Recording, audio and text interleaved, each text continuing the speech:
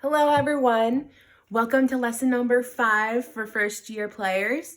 Make sure you go watch Miss Perry's video about Bilam cabbage before you watch this one, okay? Now today, we're on page 25. We're going to be talking about the song Lightly Row. As you can see, there's a lot of stuff that we have to talk about before we play this one.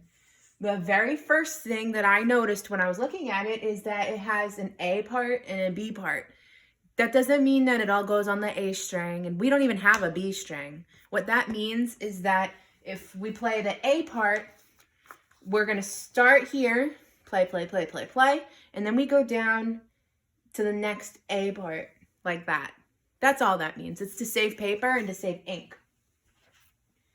The reason why it's A and B is because it's melody versus harmony. The melody is the part that gets stuck in your head, like let's say the song Havana, Havana, ooh na na.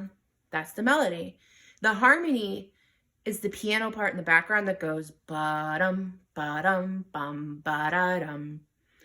Next time you hear a song, try and find the harmony, that background that you don't necessarily notice the first time. Okay, back to Lightly Row. The next thing that I noticed was the word moderato, the big bold word underneath Lightly Row. Moderato means walking speed, so it's not too fast, not too slow. I also saw this word, orchestra arrangement. That means that not everyone's playing the same thing. So the B part for violins and violas is the same, but for cellos and basses, it's different. So we could all be playing the B part, but it would sound different. And I think that's so cool. We'll have to try it sometime. If we have a few more things. There's a number 5 in a box. That means that it's measure 5. That just means if we're in a big group, I might say, okay, everyone, find the 5 in the box. We're going to start there. That's all that's for. It's like a landmark. And then, of course, at the beginning, we have our time signature that tells us how many beats are in a measure. So it's 4/4. 4 beats per measure. And the quarter note gets the beat. Last thing. We have down bows and up bows. So this staple looking one is a down bow this way. And the V one is an up bow that goes this way. Very last thing, this number 4. For violins and violas, there are some notes that it has number 4 over it because it's telling you you can put 4 down on the D string to make an A instead of going on the A string. Something that I do to save time sometimes. Now we're all done talking about that stuff. We're going to go ahead and break this song into chunks. So the first 2 measures are 1 chunk. Next 2 measures are a chunk. Then down here, measure 5 and 6 are a chunk. And then the last 2 are a chunk. So we're going to go ahead and do a say don't play for the first chunk. Follow along. Ready, go. A, F, F, G, E, E, D, E, F, G, A, A. Great job. So if it took more than 5 seconds to think of what one of those notes were, you should write it down. You can pause right now. You can rewind to help you write them down. I'm going to go ahead and play that chunk for you so you hear how it sounds. Here we go. 1, 2, ready, go.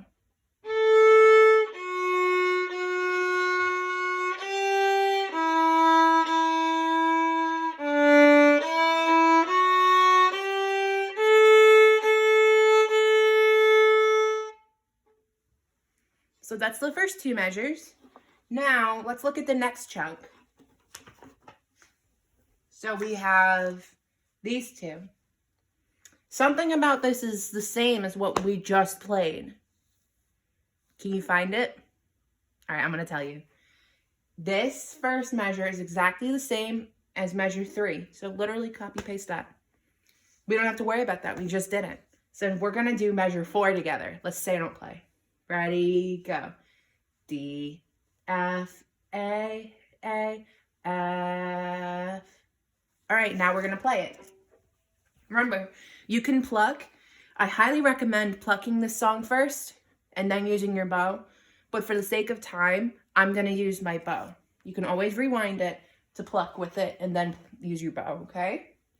So measure 4, and we have to start on an up bow. So I have to place my bow by the tip right here. So I go from ready, go.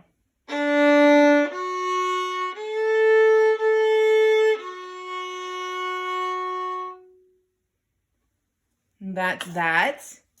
Now, the thing about using your 4th finger is that sometimes it could sound funny if it's not on the perfect right spot. I have a little bandage on today, so I'm not able to quite get that right spot.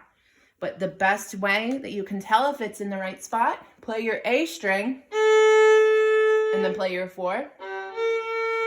Too high. You can adjust it. They should sound exactly the same.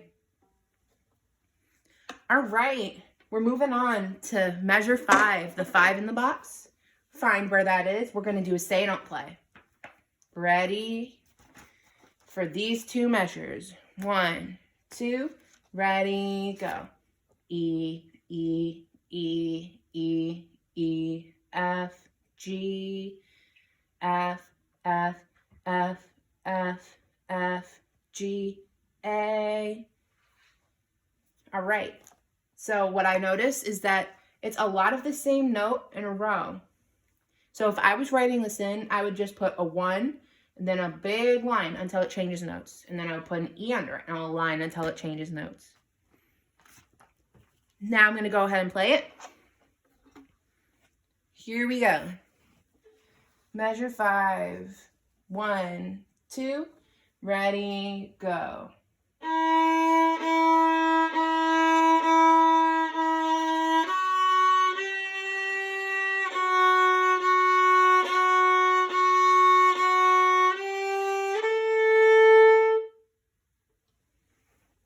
All right, now we're on the last chunk, the last 2 measures. Tell me, does this look familiar? What do you think? I'm about to blow your minds. This measure is exactly the same as measure 1. Copy and paste. This one, doesn't it look similar to here? But there's one note that's different. The half notes are different. So this one's a D, and up here we had an F sharp. So let's go ahead and play this chunk.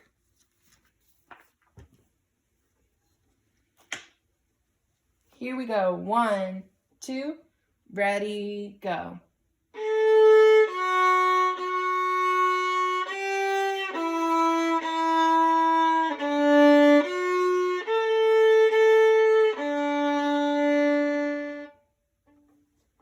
All right, so if you need to rewind and go back to any of those chunks, go right ahead. Right now, I'm going to play the whole song for you. Try to play along with me. Here we go from the beginning. 1, 2, ready, go.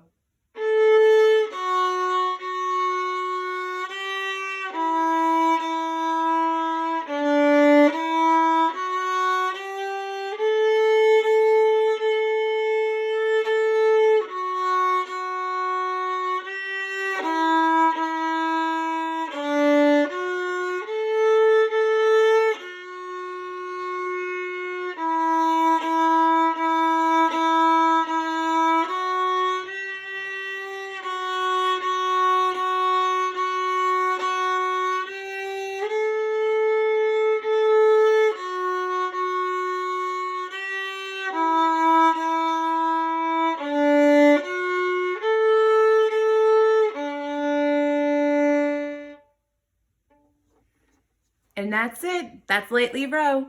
Remember, that feeling you get when it feels easier, that means you're starting to master it. Now, make sure that you practice each little chunk before putting it together. And I'm going to show you how the B part goes next week. Happy practicing, everyone.